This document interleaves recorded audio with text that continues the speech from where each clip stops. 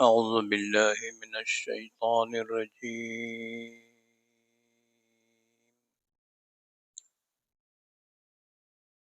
بسم الله الرحمن الرحيم. ولا تقربوا الزنا إنه كان فاحشة وساء سبيلا. ولا تقتلوا النفس التي حرم الله إلا بالحق. ومن قتل مظلوما فقد جعلنا لوليه سلطانا فلا يسرف في القتل إنه كان منصورا. ولا تقربوا مال اليتيم إلا بالتي هي أحسن حتى يبلغ أشده وأوفوا بالعهد إن العهد كان مسؤولا. وأوفوا الكيل إذا كلتم وزنوا بالقسطاس المستقيم ذلك خير وأحسن تأويلا. ولا تقف ما ليس لك به علم إن السمع والبصر والفؤاد كل أولئك كان عنه مسؤولا. ولا تمش في الأرض مرحا إنك لن تخرق الأرض ولن تبلغ الجبال طولا. كل ذلك كان سيئه عند ربك مكروها. ذلك مما أوحى إليك ربك من الحكمة. ولا تجعل مع الله إلها آخر فتلقى في جهنم ملوما مدحورا. أفأصفاكم ربكم بالبنين واتخذ من الملائكة إناثا إنكم لتقولون قولا عظيما. ولقد صرفنا في هذا القرآن ليذكروا وما يزيدهم إلا نفورا. قل لو كان معه آلهة كما يقولون إذا لابتغوا إلى ذي العرش سبيلا.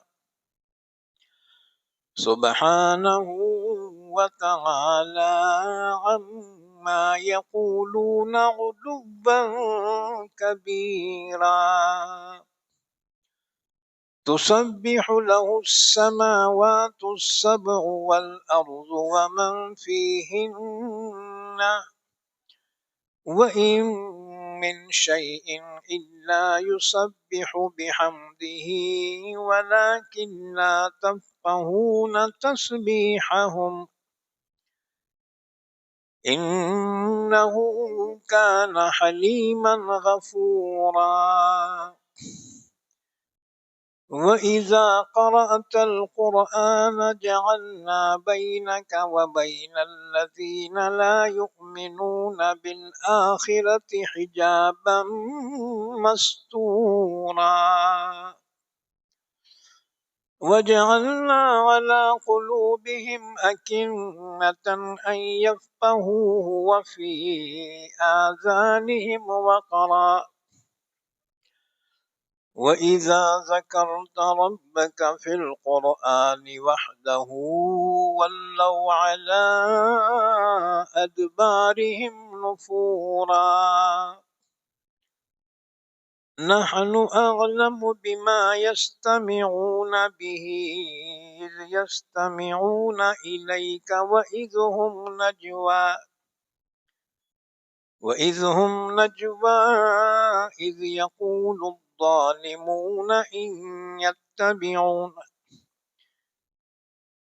إذ يقول الظالمون إن تتبعون إلا رجلا مسحورا انظر كيف ضربوا لك الأمثال فضلوا فلا يستطيعون سبيلا.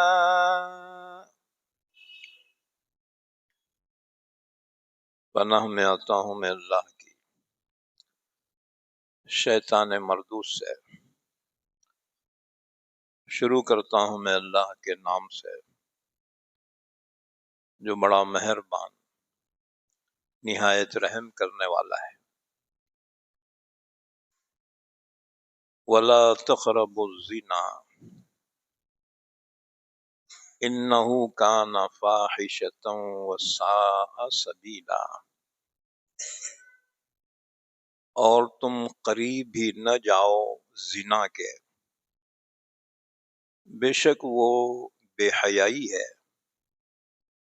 اور برا راستہ ہے. اور مت قتل کرو تم کسی جان کو جس کو اللہ نے حرام کیا ہے، ہاں مگر حق پر. اور جو قتل کیا جائے ظلم سے، یقیناً ہم نے اس کے وارث کو قوت دی ہے، لہذا وہ قتل میں زیادتی نہ کرے کہ اس وقت وہ ہو جائے گا مدد کیا ہوا. اور تم قریب نہ جاؤ یتیم کے مال کے مگر اس طریقے پر جو بہتر ہو، یہاں تک کہ وہ یتیم پہنچ جائے اپنی جوانی کو. اور تم پورا کرو عہد کو، بے شک عہد کے بارے میں پوچھ ہوگی. اور پورا بھر کر دو تم ماپ جب تم ماپ کر دینے لگو. اور تول کر دو انصاف کی ترازو سے، یہ بہتر ہے اور انجام کے اعتبار سے بہت بہتر ہے. اور پیچھے نہ پڑ جاؤ اس بات کے جس کی تمہیں خبر نہ ہو. بے شک کان اور آنکھ اور دل ان سب کے بارے میں پوچھ ہوگی. اور خبردار مت چل تو زمین میں اتراتے ہوئے، یقیناً تو ہرگز پھاڑ نہیں سکتا زمین کو اور ہرگز پہنچ نہیں سکتا تو پہاڑوں تک لمبا ہو کر.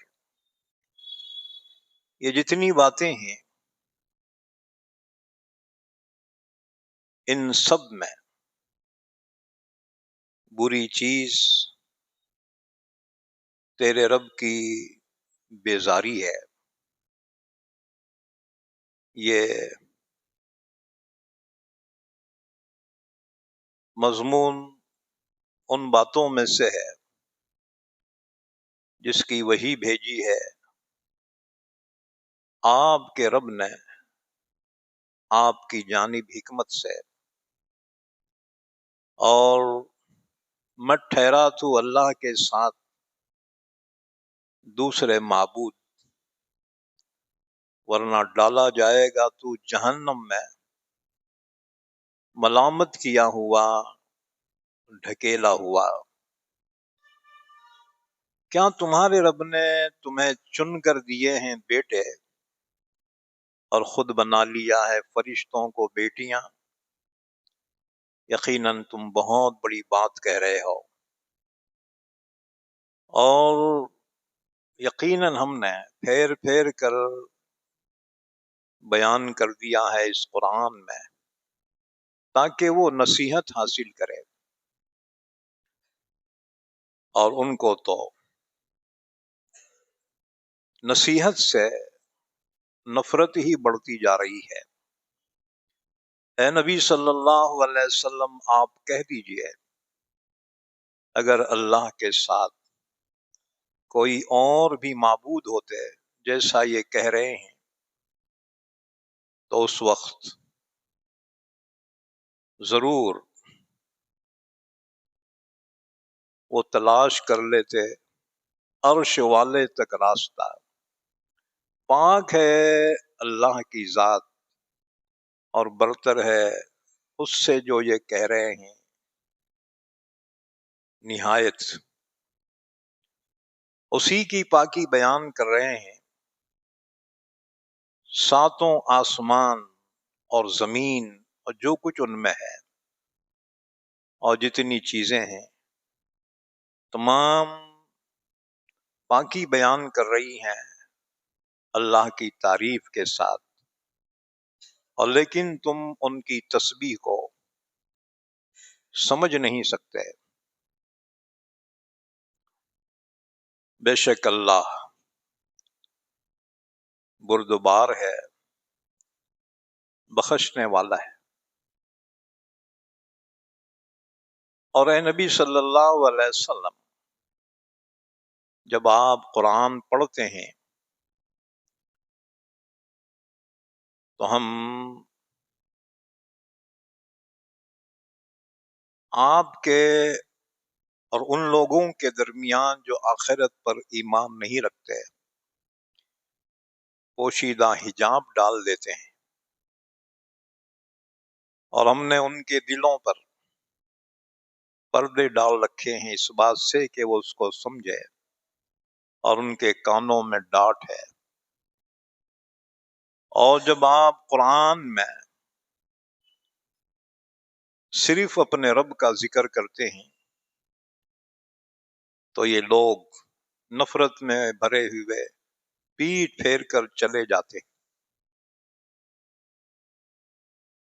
ہم خوب جانتے ہیں جو وہ سنتے ہیں جس وقت کے وہ سنتے ہیں، اور اس وقت جب وہ سرگوشی کرتے ہیں، جبکہ ظالم کہتے ہیں کہ تم لوگ اتباع کر رہے ہو بس ایک ایسے شخص کی جس پر جادو کیا گیا ہے۔ دیکھیے آپ اے نبی صلی اللہ علیہ وسلم کس طرح سے یہ آپ کے لیے مثالیں بیان کر رہے ہیں، بس یہ لوگ گمراہ ہو گئے ہیں، بس وہ استطاعت نہیں رکھتے سیدھے راستے کی۔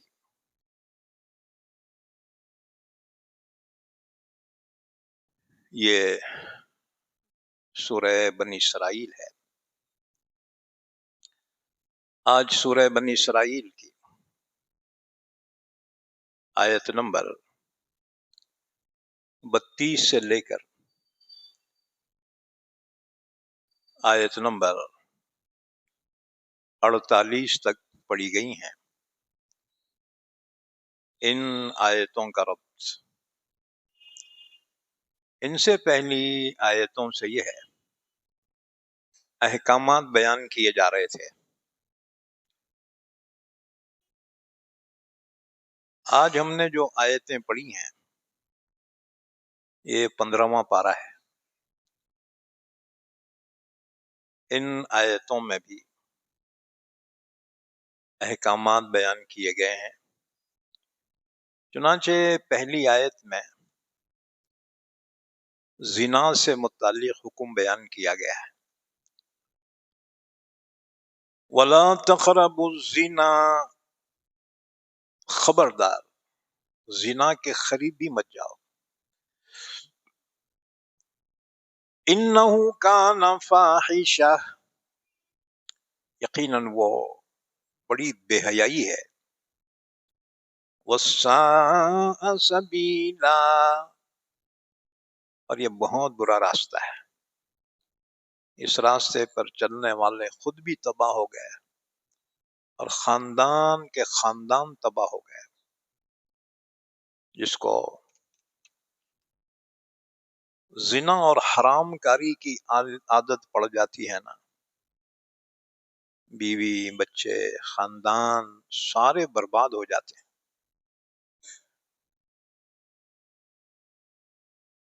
شرک کے بعد سب سے بڑا گناہ وہ زنا ہے، حرام کاری ہے، اور یہ زنا انفرادی گناہ نہیں ہے بلکہ معاشرتی گناہ ہے۔ جب کسی قوم میں زنا عام ہو جاتا ہے تو اس قوم پر اللہ کا عذاب نازل ہوتا ہے۔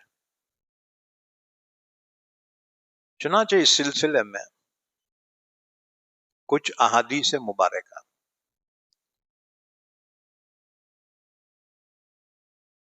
بخاری مسلم کی حدیث ہے،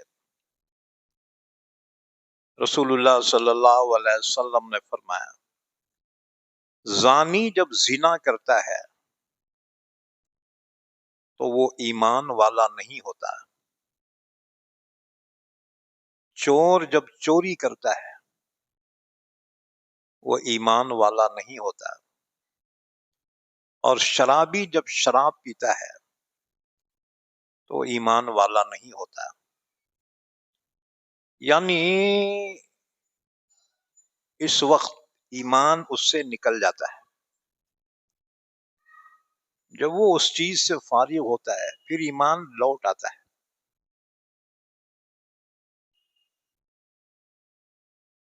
یہ حدیث بخاری اور مسلم کی،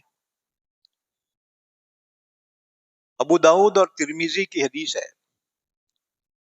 حضرت ابو ہریرہ رضی اللہ تعالیٰ عنہ فرماتے ہیں، رسول اللہ صلی اللہ علیہ وسلم نے فرمایا، جب آدمی زنا کرتا ہے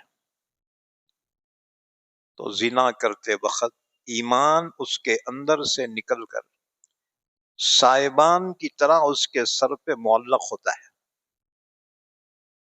جب وہ باز آ جاتا ہے ایمان پھر اس کی طرف واپس لوٹ جاتا ہے۔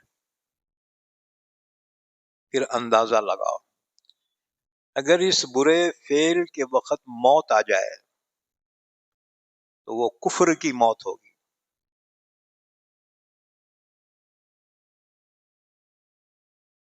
بنی اسرائیل میں ایک عابد تھا، وہ عابد ایک پہاڑ پر اس کا عبادت خانہ تھا، وہاں عبادت کرتا تھا۔ تقریباً 50 سال تک وہ پہاڑ کی غار میں اللہ کی عبادت کرتا رہا۔ دیکھو، یہودیت اور عیسائیت میں رہبانیت آ گئی تھی۔ رہبانیت بولے تو بال بچے کاروبار چھوڑ کر بس پہاڑوں میں غاروں میں بیٹھ کر اللہ اللہ کرتے تھے، لوگ عبادتوں میں زندگی گزارتے تھے، دنیا سے ان کا کوئی تعلق نہیں ہوتا تھا۔ اس کو کہتے ہیں رہبانیت، اور مراٹھی میں سنیاسی۔ سنیاسی، اللہ کے رسول نے فرمایا، اسلام میں رہبانیت نہیں ہے بلکہ نکاح، بال بچے، ان کی ذمہ داریاں، پھر رزق حلال کمانا، یہ اسلام کا حکم ہے۔ لا رہبانیت فی الاسلام، اسلام میں رہبانیت نہیں ہے کہ کوئی جا کے خانقاہ میں اللہ اللہ کرتے بیٹھا، نہ بال بچوں کی اس کو فکر اور نہ کوئی ذمہ داری، وہ کمال نہیں ہے۔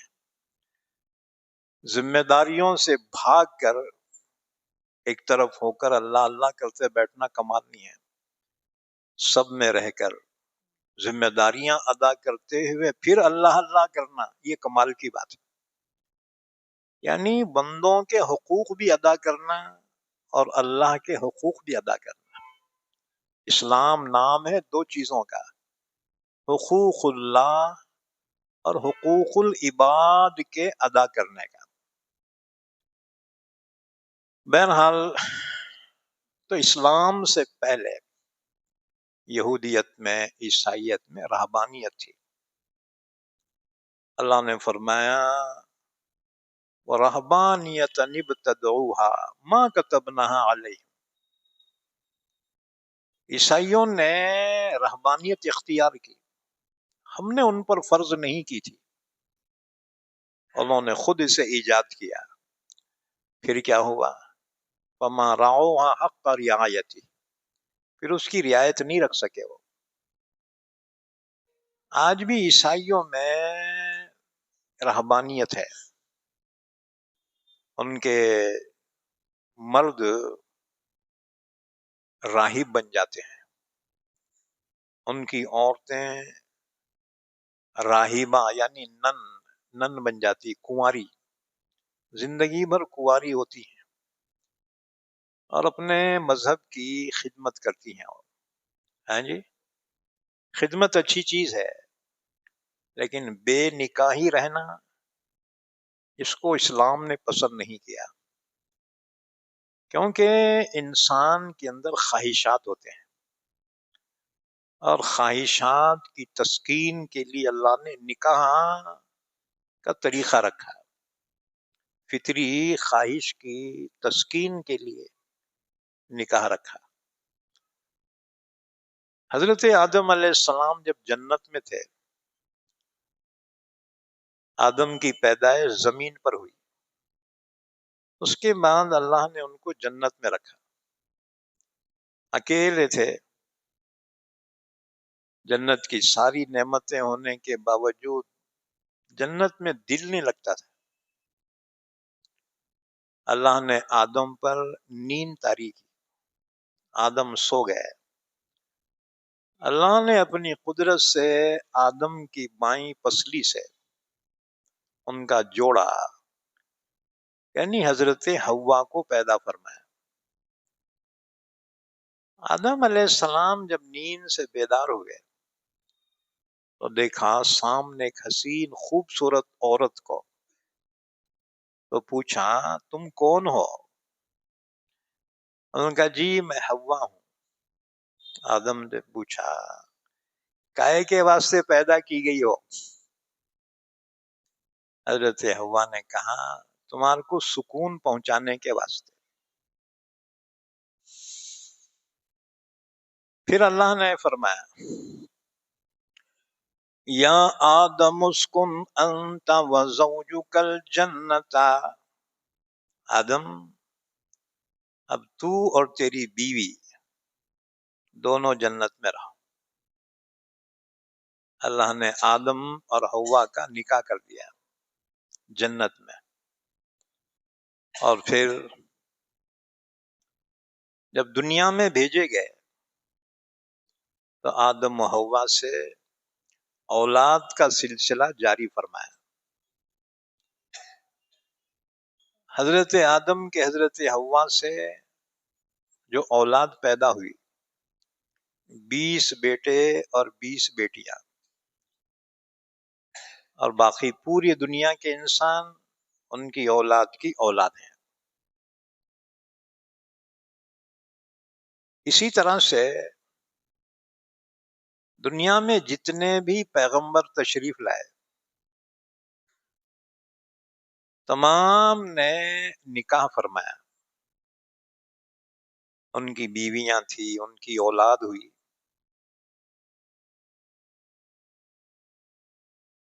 ہاں اگر کوئی مجبور ہو جائے اور نکاح نہ کرے تو اور بات ہے، لیکن استطاعت کے باوجود نکاح نہ کرنا یہ کوئی اچھی بات نہیں، کیونکہ انسان کے جذبات و خواہشات تسکین چاہتے ہیں.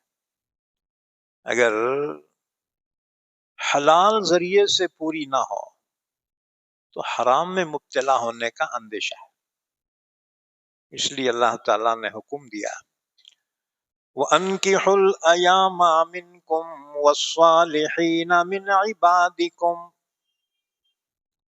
دیکھو تم میں جو بے نکاح ہیں ان کے نکاح کر دیا کرو.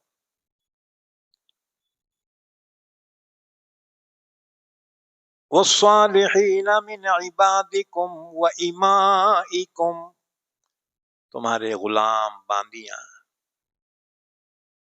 ان کے بھی نکاح کر دیا کرو. اب رہ گئی یہ بات کہ غریبی کی وجہ سے نکاح کرنے کی استطاعت نہیں ہے. اللہ نے فرما تم ٹینشن نہ کو لو.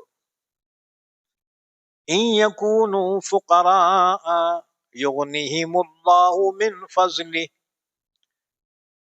اگر تنگ دست ہوں گے تو اللہ تعالیٰ اپنے فضل سے مالدار بنا دے گا، اللہ برکتیں عطا فرمائے گا. بہرحال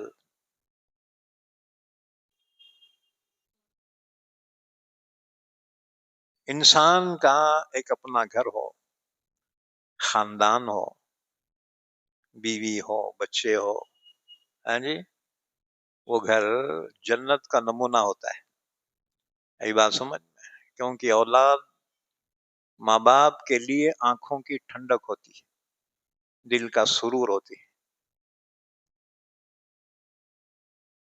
اسی لیے اللہ نے نکاح کا حکم دیا. رسول اللہ صلی اللہ علیہ وسلم نے ایک مرتبہ جوانوں سے خطاب فرمایا، یا معشر الشباب، اے جوانوں کی جماعت، من استطاع منکم الباءۃ فلیتزوج، تم میں جس میں استطاعت ہو چاہیے کہ وہ نکاح کر لے. فإنه اغض للبصر واحسن للفرج، اس لیے کہ نکاح کرنے سے آنکھوں میں حیا پیدا ہوگی اور شرمگاہوں کی حفاظت ہوگی حرام سے.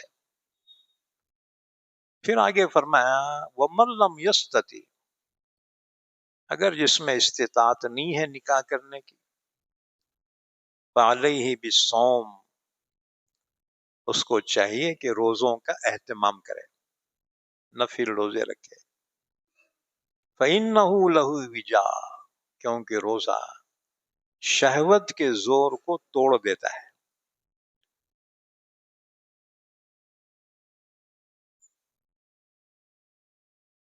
بہرحال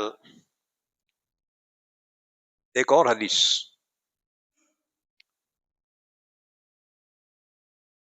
حضرت بریدہ رضی اللہ تعالیٰ عنہ فرماتے ہیں رسول اللہ صلی اللہ علیہ وسلم نے فرمایا، ساتوں آسمان اور ساتوں زمینیں شادی شدہ زناکار پر لعنت کرتی ہیں.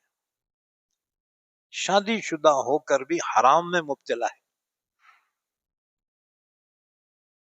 اس پر ساتوں آسمان ساتوں زمینیں لعنت کرتی. اور جہنم میں زانیوں کو سزا ایسی دی جائے گی کہ ان کی شرمگاہوں سے ایسی سخت بدبو پھیلے گی کہ جہنمی اس سے پریشان ہوں گے، اور آگ کے عذاب کے علاوہ وہاں پر ان کی بڑی رسوائی اور ذلت ہوگی. اللہ ہماری حفاظت فرمائے.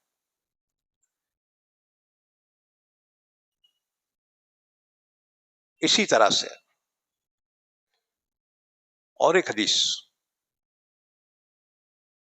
حضرت بریدہ کی روایت ہے، رسول اللہ صلی اللہ علیہ وسلم نے فرمایا، ساتوں آسمان ساتوں زمینیں بوڑھے زانی پر لعنت کرتی کہ بڑھاپے میں بھی حرام کاری کر رہا ہے، حالانکہ جوانی گزر چکی، بڑھاپا آ گیا، اب تو اس کے دل میں خوف خدا ہونا چاہیے، اب تو وہ ایسی حرکتوں سے باز آنا چاہیے، لیکن بوڑھا ہو کر بھی حرام کاری میں مبتلا ہو رہا ہے، تو اس پر آسمان و زمین لعنت بھیجتے ہیں، اور جہنم میں اس کے لیے بڑا سخت عذاب ہوگا۔ اچھا،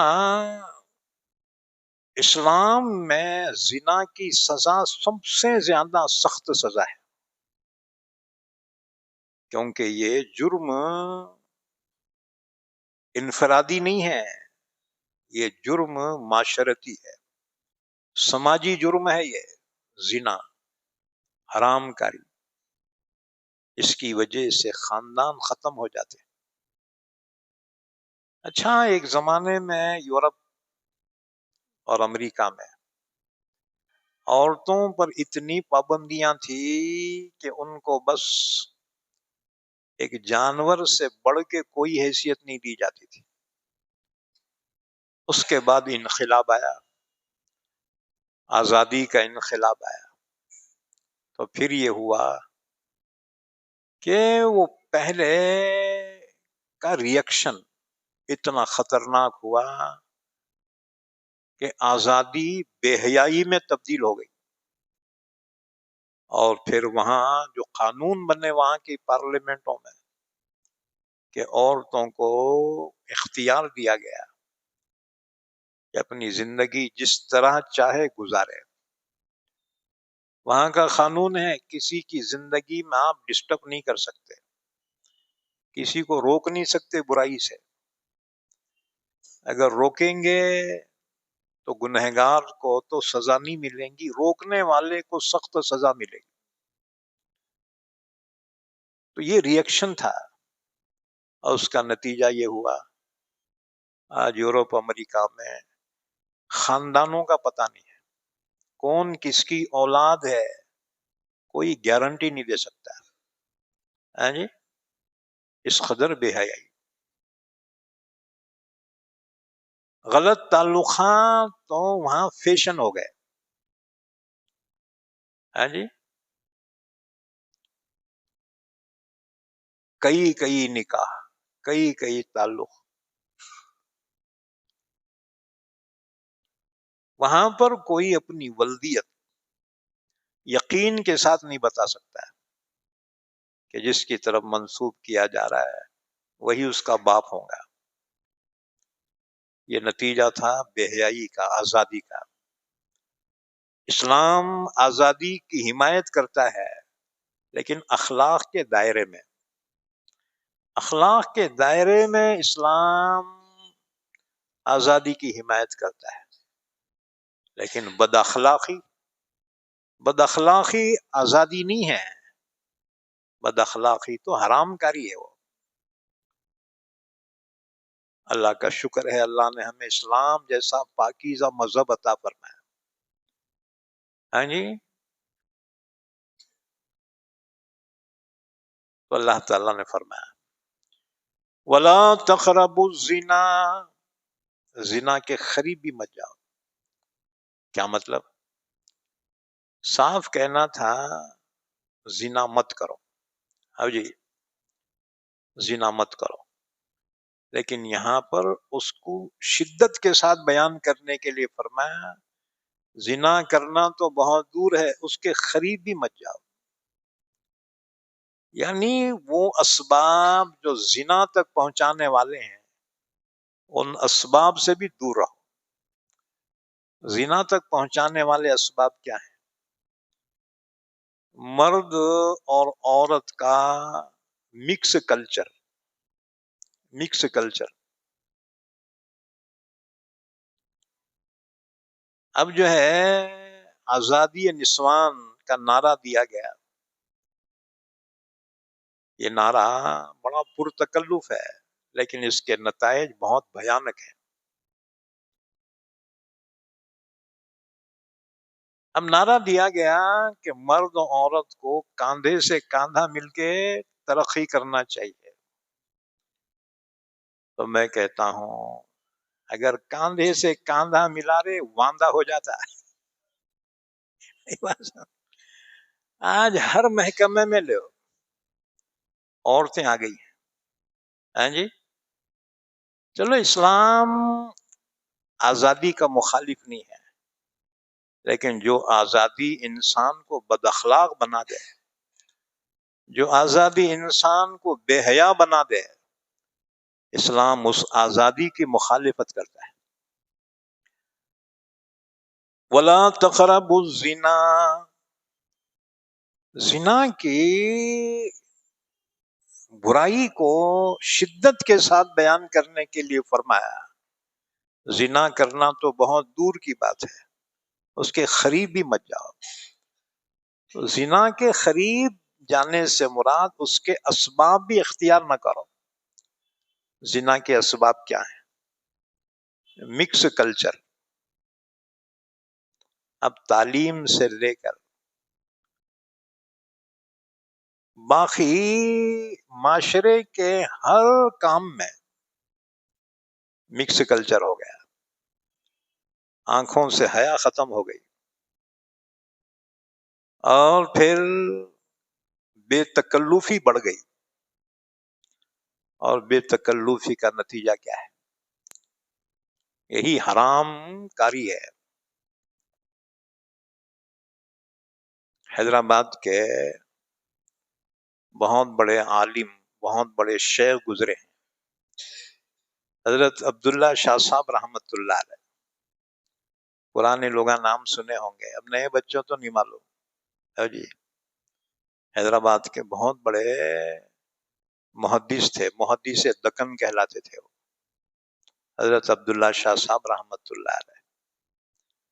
ان کے پیر و مرشد تھے حضرت مسکین شاہ صاحب رحمت اللہ علیہ.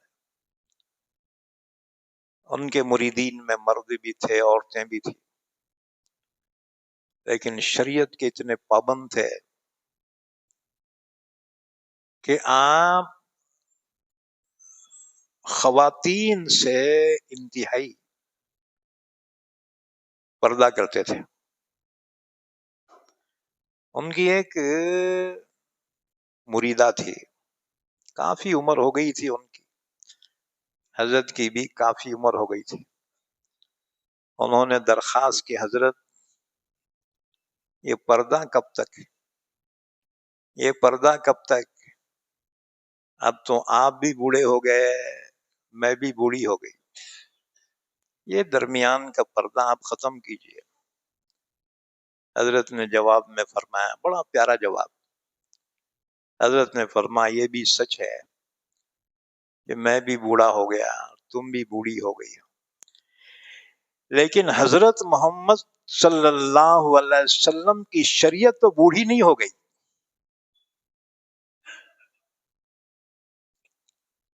آپ کی شریعت کا حکم تو آج بھی ہے، چاہے عمر جو بھی ہو جائے. یاد رکھو، جب کوئی اجنبی مرد اور اجنبی عورت ایک جگہ ہوتی ہے نا، تو ان میں تیسرا شیطان ہوتا ہے. شیطان گناہ پر آمادہ کرتا ہے.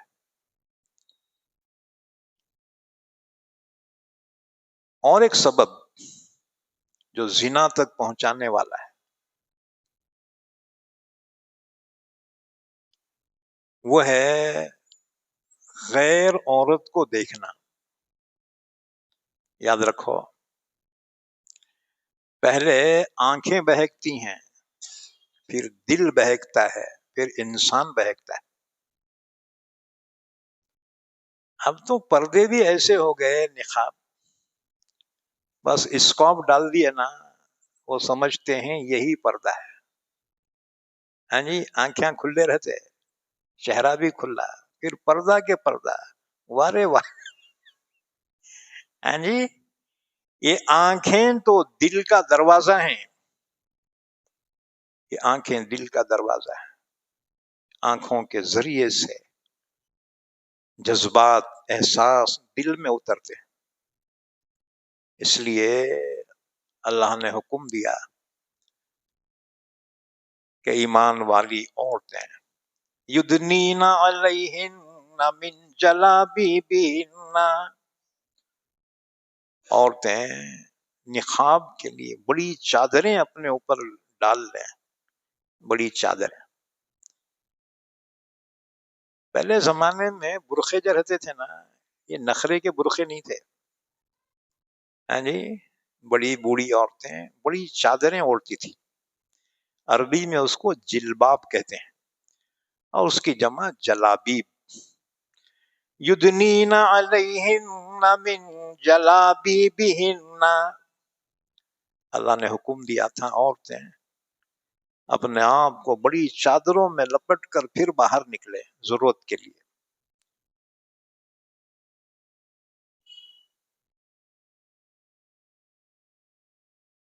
تو یہ حفاظت کے لیے ہے. یہ پردہ نقاب عورتوں کی حفاظت کے لیے. عورتوں نے جب اس کو اپنے لیے بوجھ سمجھا، اتار کر پھینک دیا، تو شیطان اپنا کام کر گیا، اور پھر بے حیائیاں، بے پردگیاں بڑھنے لگی. دیکھو، ہم میں اور غیروں میں فرق ہونا چاہیے. اللہ نے ہمیں دین جو عطا فرمایا وہ چن کر دیا ہے. ان اللہ اصطفى لكم الدین فلا تموتن الا وانتم مسلمون. حضرت ابراہیم علیہ السلام کا آخری وقت آیا. اپنے 8 بیٹوں کو بلا کر وصیت فرمائی، میرے بچوں، اللہ نے تمہیں جو دین دیا ہے نا، اسلام، یہ اللہ نے تمہیں چن کر دیا ہے، تمہیں سلیکٹ کر کے دیا ہے یہ دین. لہذا اس دین پر قائم رہنا، یہاں تک کہ موت دین اسلام پر آئے، ایمان پر خاتمہ. یا بنی ان اللہ اصطفى لكم الدین فلا تموتن الا وانتم مسلمون. تو اسلام کی قدر کرو. یہ اللہ کا پسندیدہ دین ہے، اللہ نے عطا فرمایا. اچھا، اب تو اتنا تماشا کر رہے ہیں لوگ. وہ کمبھ کے میلے میں ایک عورت برقع پہن کے گئی، انہیں وہیں بھی نہاتی ہوں. ہاں، حد ہو گئی، ناقدری کی حد ہو گئی. اللہ نے اسلام جیسا پاکیزہ مذہب عطا فرمایا، اور یہ خواہشات کے پرستش کرنے والے، یہ آزادی کے متوالے اللہ کی اس نعمت کی اس قدر ناقدری کرنے پر اتر آئے. اچھا، تو ابراہیم علیہ السلام نے اپنے بیٹوں کو اخیر وقت میں وصیت کی. وَوَصَّى بِهَا ابراہیم بنیہ ویعقوب. یعقوب علیہ السلام نے بھی اپنے 12 بیٹوں کو اپنے آخری وقت یہی وصیت کی تھی. یا بنی، اے میرے بیٹو، میرے بچوں، میرے پیارو، ان اللہ اصطفی لکم الدین، بے شک اللہ نے یہ دین اسلام تمہیں چن کر دیا ہے، نہ خدری نہ کرنا، فلا تموتن الا وانتم مسلمون، تمہیں ہرگز موت نہ آئے مگر اس حال میں کہ تم مسلمان، اسلام پر قائم رہنا۔ اللہ کے نبی فرماتے ہیں تم جس طرح زندگی گزارو گے اسی حالت میں تمہیں موت آئے گی، اور جس حالت میں موت آئے گی اسی حالت میں آخرت میں اٹھائے جاؤ گے۔ فلا تموتن الا وانتم مسلمون، تو زنا تک پہنچانے والی چیز ایک تو بے حیائی ہے اور دوسرے بے پردگی ہے۔ لوگ کہتے ہیں جی حیا آنکھوں میں ہوتی ہے، بے شک، لیکن دل اگر گنہگار ہے نا تو آنکھیں بھی گنہگار ہوتی۔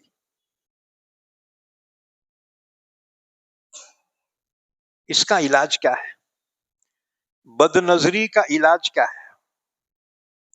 اللہ کا خوف، اللہ کے خوف کے بغیر بد نظری سے بچ نہیں سکتے۔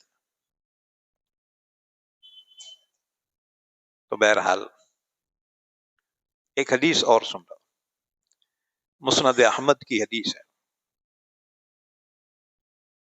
مسند احمد، امام احمد ابن حنبل جو امام بخاری کے استاذ ہیں، ان کے حدیث کا مجموعہ ہے۔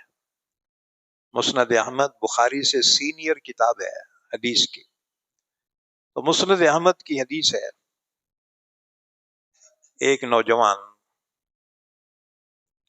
اللہ کے نبی کی خدمت میں حاضر ہوا، اس نے کہا یا رسول اللہ صلی اللہ علیہ وسلم، آپ مجھے زنا کرنے کی اجازت دیجیے۔ صحابہ نے اس کو ڈانٹا، چپ چپ، ایسی بے حیائی کا سوال کر رہا ہے۔ لیکن اللہ کے نبی بڑے رحمت والے تھے، اس نوجوان کو اپنے قریب بلایا، فرما بیٹھ جا، بیٹھ گیا۔ آپ نے فرمایا ایک بات بتا،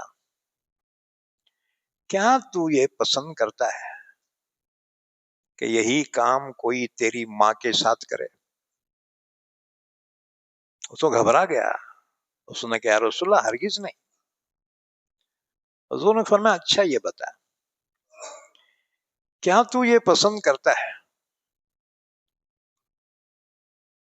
کہ کوئی یہ کام تیری بیٹی کے ساتھ کرے؟ اس نے کہا ہرگز نہیں، اللہ کی قسم یا رسول اللہ، میں ہرگز پسند نہیں کرتا۔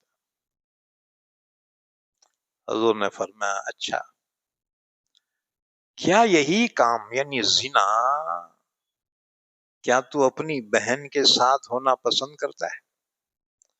اس نے کہا ہرگز نہیں۔ حضور نے فرمایا اچھا، کیا تو یہ پسند کرتا ہے کہ یہی کام تو کوئی تیری خالہ کے ساتھ کرے؟ اس نے کہا یا رسول اللہ ہرگز نہیں۔ اللہ کے رسول صلی اللہ علیہ وسلم اس کے سر پر ہاتھ رکھا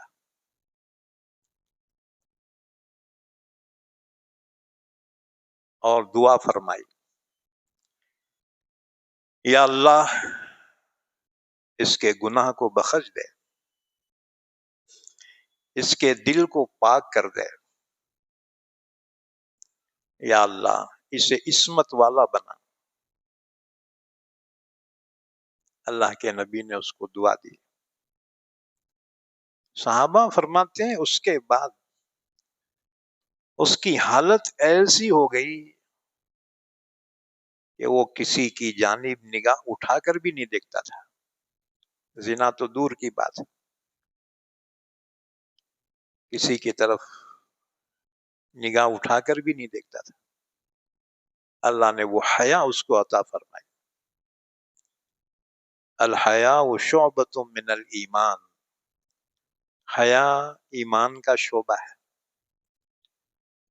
جس میں حیا نہیں اس میں ایمان ہی نہیں. ایمان کا تقاضا حیا ہے، اس لیے اسلام میں اس کو بڑی اہمیت حاصل ہے، حیا اور پاک دامنی کو.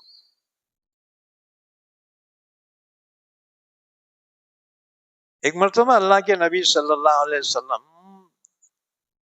صحابہ کے درمیان تشریف فرمائے.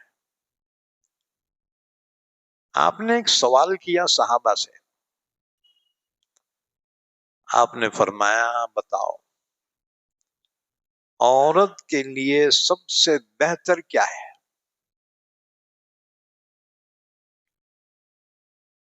صحابہ نے مختلف جوابات دیے اپنے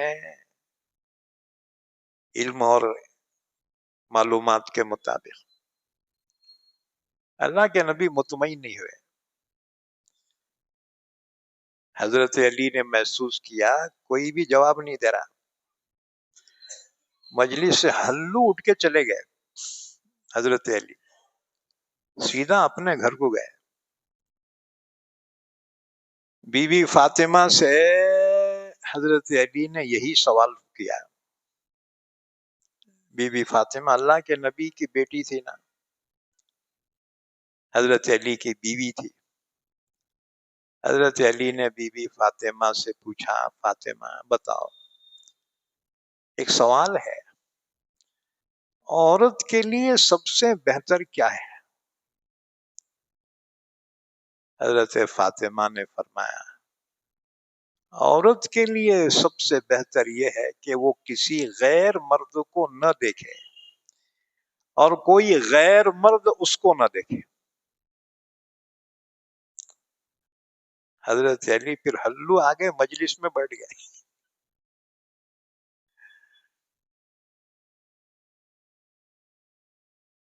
اور پھر درخواست کی یا رسول اللہ وہ سوال کا جواب میں دوں کیا، اجازت دیے تو.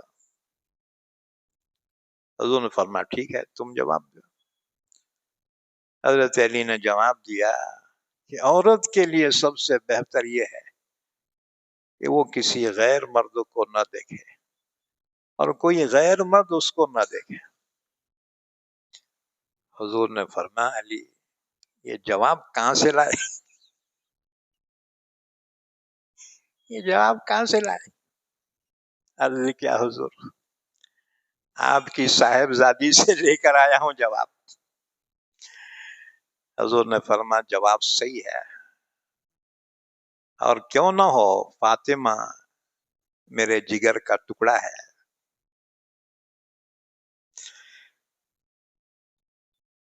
یہ ہے اسلام کی تعلیمات، پاکیزہ تعلیمات. تو ایمان لانے کے بعد سب سے بڑا گناہ وہ زنا ہے، وہ حرام کاری ہے، جس کی وجہ سے خاندان تباہ ہو جاتے ہیں، معاشرہ تباہ ہو جاتا ہے، سماج تباہ ہو جاتا ہے. اچھا دنیا والوں کا قانون بھی سنو. دنیا والوں کا قانون یہ ہے کہ اگر مرضی سے دونوں بھی خوشی سے زنا کرے تو گناہ نہیں ہے ان کے پاس. ہاں جی زبردستی کرے تو گناہ ہے. لو یہ عجیب منطق ہے. بھئی گناہ تو گناہ ہی ہے نا جی. زہر ہلاک کرنے والا ہے، خوشی سے پیے تو بھی مرتا، زبردستی پلائے تو بھی مرتا. ہاں جی ریئیکشن تو ہونا ہی ہے نا، زہر کا ہو یا زنا کا ہو. اسلام نے کہا ہر حال میں حرام ہے. خوشی سے زنا بھی حرام ہے، زبردستی بھی حرام ہے، اور اسلام میں سب سے سخت سزا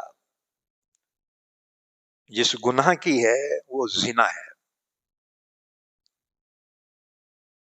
اللہ نے فرمایا زنا کرنے والا مرد، زنا کرنے والی عورت اگر غیر شادی شدہ ہیں، کنوارے ہیں، تو ان کو ہر ایک کو 100 کوڑے مارے جائیں گے۔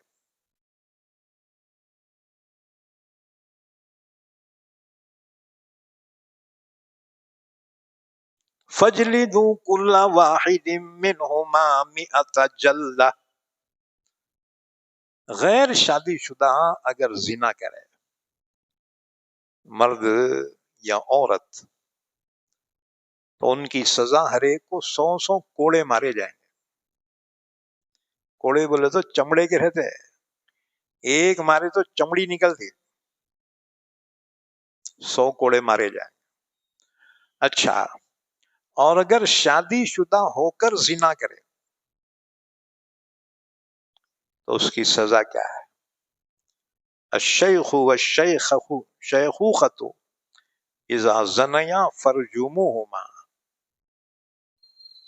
شادی شدہ ہو کر اگر زنا کرے، ان کی سزا یہ ہے کہ دونوں کو پتھروں سے مار مار کر ہلاک کر دیا جائے۔ رجم کہتے ہیں پتھروں سے مارنے کی سزا۔ وہ سزا کیسی دی جائیں گی؟ عورت کے لیے سینے کے برابر کھڈا کیا جائے گا، اس میں اس کو اتارا جائے گا، مرد کے کمر تک، پھر پتھر مارے جائیں گے۔ سب سے پہلا پتھر امیر المومنین مارے گا، اور پھر مجمع مارے گا۔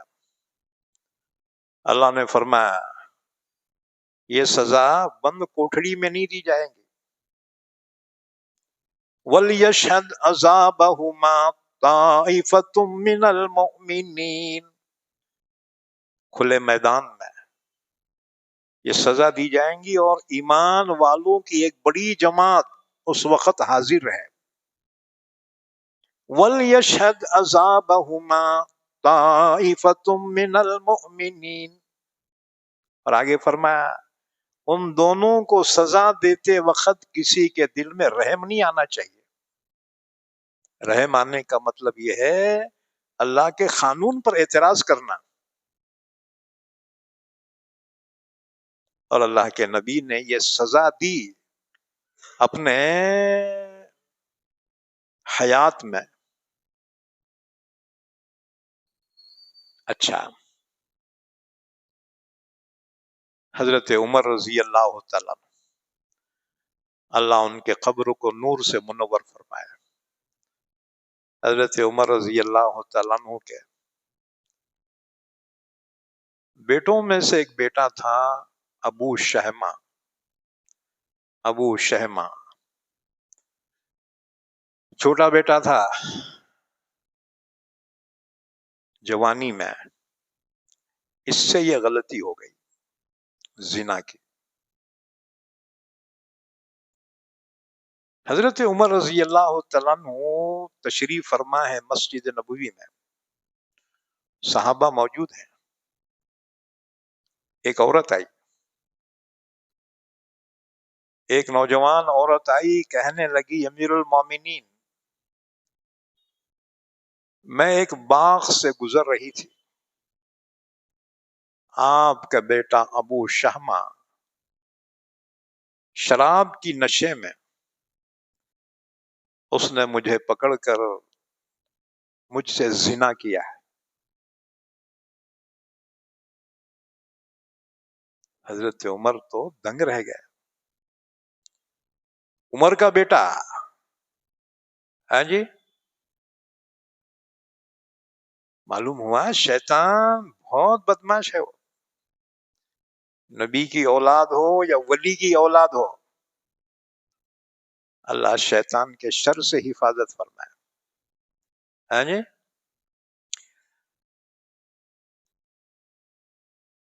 اس عورت نے جب یہ دعویٰ کیا حضرت ابو ہریرہ فرماتے ہیں ہم مجلس میں موجود تھے، اس عورت نے یہ دعویٰ پیش کیا کہ آپ کا بیٹا ابو شہمہ شراب کی نشے میں جب باغ سے گزر رہی تھی، اس نے زبردستی مجھے پکڑ کر مجھ سے زنا کیا، اور اس کا ثبوت، اس کا گناہ میرے پیٹ میں پل رہا ہے۔ وہ حاملہ تھی، وہ زنا کا حمل تھا۔ حضرت عمر فوراً کھڑے ہو گئے مجلس سے، اہل مجلس سے کہا یہیں پہ رکو، میں ابھی آتا ہوں، میرے آنے تک کوئی نہ جائے۔ سیدھا اپنے گھر گئے۔ وہ لاڈلا بیٹا کھانا کھا رہا تھا، اس کی ماں اسے کھانا دے رہی تھی۔ حضرت عمر جب پہنچے تو کہا کہ جلدی سے کھانا ختم کر، شاید تیری زندگی کا یہ آخری کھانا ہو۔ وہ کام گیا۔ اس کی ماں گھبرا گئی، امیر المومنین کیا ہوا؟ حضرت عمر نے اس کو پوچھا سچ بتا، کیا تو نے کبھی شراب پی تھی؟ بیٹے نے کہا ابا ہاں، لیکن میں اس سے توبہ کر چکا۔ پوچھا کبھی تو نے زنا کیا تھا؟ وہ شرمندگی سے سر جھکا کر کہا جی، یہ غلطی مجھ سے ہوئی ہے، لیکن میں نے توبہ کر لی ہے۔ ایک بات یاد رکھو، یہ زنا کی سزا توبہ کرنے سے معاف نہیں ہوتی، بلکہ سزا ہی اس کی توبہ ہے۔ اس نے کہا جی، لیکن میں نے توبہ کر لی۔ فرمایا جلدی کھانا ختم کر، شاید تیری زندگی کا آخری کھانا ہو۔ جلدی سے کھا لیا۔ حضرت عمر نے ہاتھ پکڑ کے اٹھایا۔ اس کی ماں نے کہا امیر المومنین رحم کیجیے، جلدی نہ کیجیے۔ حضرت عمر نے فرمایا جب اس نے گناہ کرنے میں جلدی کی تو میں سزا دینے میں جلدی کیوں نہ کروں۔ اسے گھسیٹتے ہوئے لائے مسجد نبوی میں، صحابہ سے فرمایا کہ ابو شہمہ نے اقرار جرم کر لیا ہے، لہذا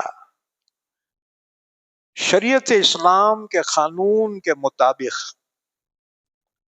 اس کو سزا دی جائے گی۔ غیر شادی شدہ ہے،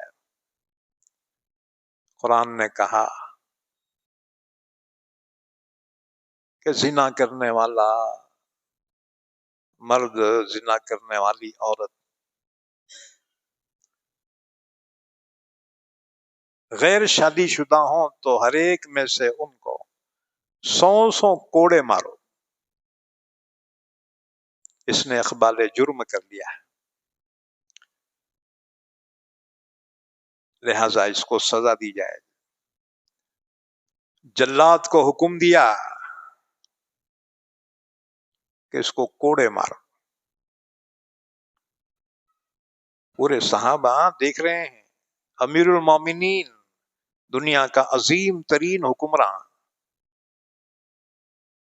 جس نے 2 سپر پاور طاقتوں کے تخت و تاج اپنے ٹھوکروں میں اڑا دیے تھے، لیکن جب خود پر آئی ہے نا، یہ اسلام کا سچا سپاہی، اپنے نور نظر رخت جگر کو اسلام کے قانون کے مطابق سزا دینے پہ تیار ہو گیا۔ اب جلاد کوڑے مار رہا ہے۔ 100 کوڑے، لیکن یہ 50 کوڑے اس کے لگے ہیں، تو بس اس کا آخری وقت آ گیا، برداشت سے باہر ہو گیا۔ اس نے کہا یا ابتی السلام، سلام علیک، بابا میں جا رہا ہوں، میرا آخری سلام دے دو۔ جیسی 50واں کوڑا پڑا ہے، لہرا کے جو گرا، عمر نے دوڑ کر اپنے ہاتھوں پہ اٹھایا، فرمایا بیٹے تو جا رہا ہے، اللہ کے نبی سے ملاقات ہوگی، آپ کو میرا سلام کہنا اور یہ کہنا میں نے عمر کو اللہ کے حکم کو پورا کرتے ہوئے چھوڑایا۔ اسی میں اس بچے کا انتقال ہو گیا۔ آج دنیا قانون کی باتیں تو کرتی ہے، لیکن دوسروں پر، خود پہ قانون لاگو نہیں کرتی۔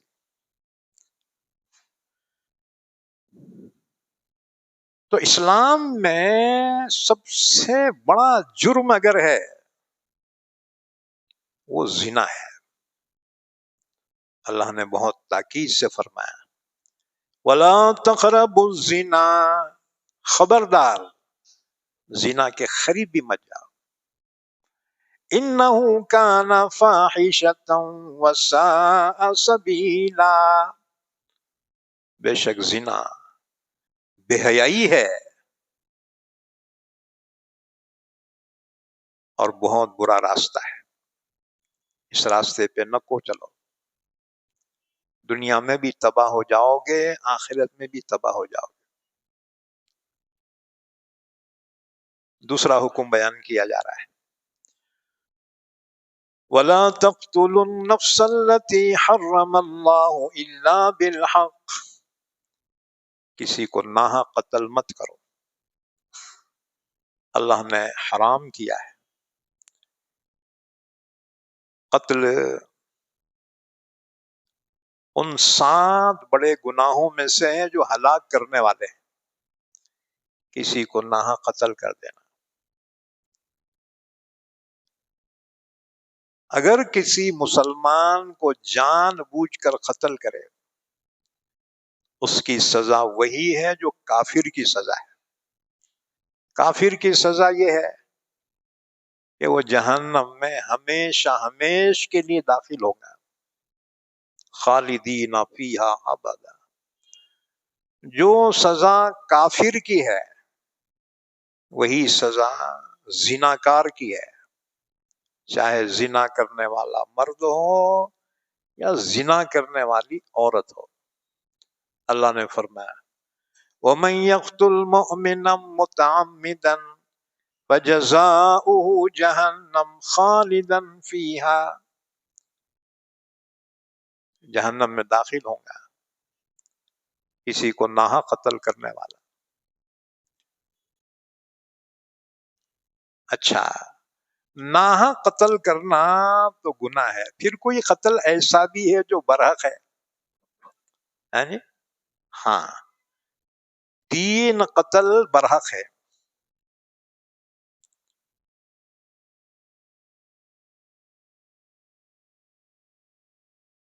نمبر 1، اگر کوئی مسلمان اسلام سے پھر جائے، مرتد ہو جائے، تو مرتد کی سزا قتل ہے اور یہ قتل برحق ہے۔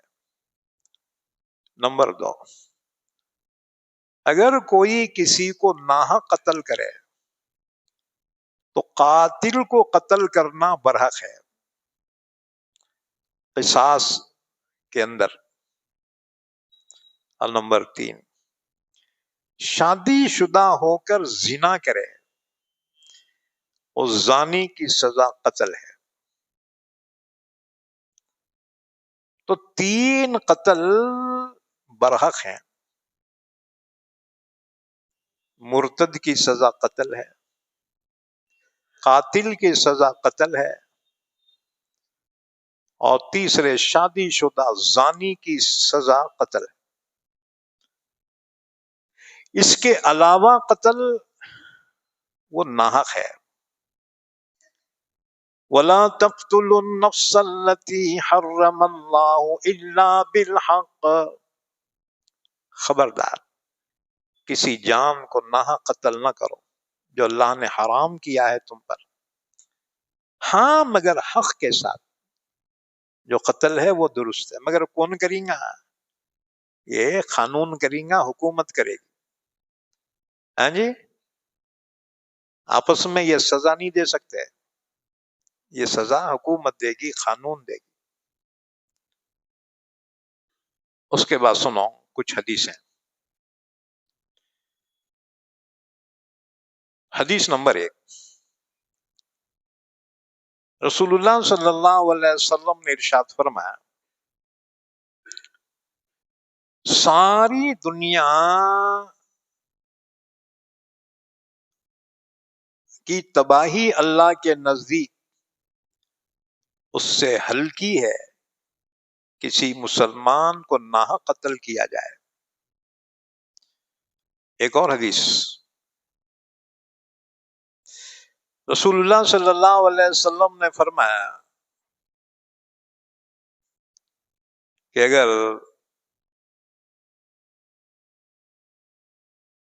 اللہ کے ساتوں آسمان ساتوں زمینوں کے باشندے کسی مومن کو ناحق قتل کریں، اس میں شریک ہوں، تو اللہ ان سب کو جہنم میں ڈال دے گا۔